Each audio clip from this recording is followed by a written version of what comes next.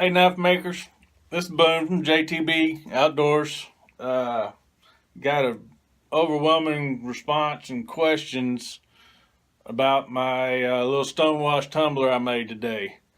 It took me roughly hour and a half to get all the parts together and assemble it and everything. And went to Home Depot, 5 pounds of river rocks. Here's that canister. I'll probably show that again in a minute. It's got the rocks in it. Anyway, where I got the idea? YouTube. YouTube gurus are out there. Somebody's probably already done it, put it together, did something other. I saw several different kinds on YouTube, and I got all my inspirations off of there. So let me get this camera turned around, and I'll show you how I put mine together. All right, I'm back. Here it is. So there it is. Mixed river stones, 5 pounds. I think I'd give about $5 for it.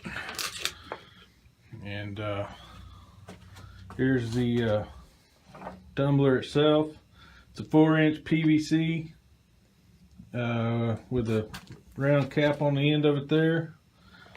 Some old roller skate wheels from my daughter's skateboards that they don't use anymore. Not roller skates, but skateboards. A couple bolts. Got a screw in piece here for the end cap, which that goes there. That's just a 1/4 bolt run through there. And these 3 bolts right here help keep everything turning. You can see I took a piece of 2-inch PVC, cut about, I don't know, half in two, a little less than halfway through the 2-inch, and then I run it in there, bolted it, and I'm actually going to turn that over because the knife did get caught in there once. I couldn't hear it, so I'm going to turn this over to where it's going like this instead of, like that. Whatever. Makes sense, doesn't it? Anyway, all I did was drop my knife down in the ferric chloride, the PVC etchant, for about 2 cycles of 5 minutes. And drop the rocks in there.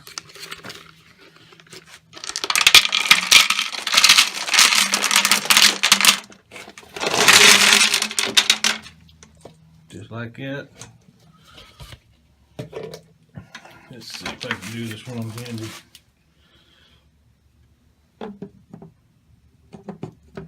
Screw the lid on.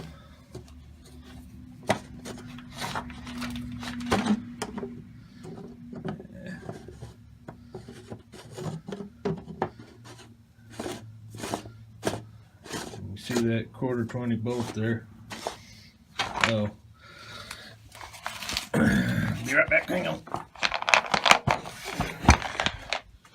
That's just some copper plumber's tape. Why did I use copper? Because that's what I had laying around the shop. And then I took my old, when I say old, I mean old, Sears Craftsman. This thing is over 20 years old, and I did burn it up. So going at that low speed, and there's a little bit of weight there. Going at that low speed was just more than that little drill could handle. But you can see it goes round and round just like that right there. And as you please.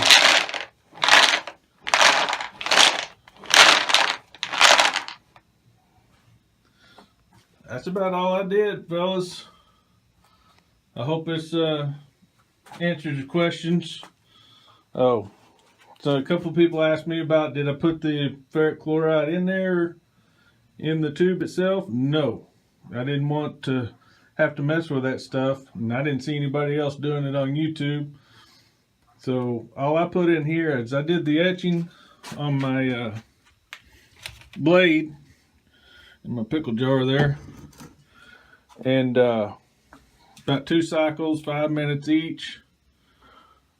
dipped it in baking soda, whatever you want to call that, and then I dropped it off in the tube, turned the drill motor on low, and that is roughly 10 minutes worth of tumbling in there. And I didn't hear it rattling that one time. Like I said, it got caught in that up in that PVC piece right there. So I'm going to turn it over and get some longer bolts and see what happens with that. Anyway, thanks for your responses and attaboys and all that kind of good stuff. And I appreciate everybody's feedback on that. It's just a hobby. I'm not in it for the money. You can tell I work in a 10-foot by 10-foot shed, stacked in here right on top of each other. It don't take much if you love what you're doing. Y'all have a great day. God bless.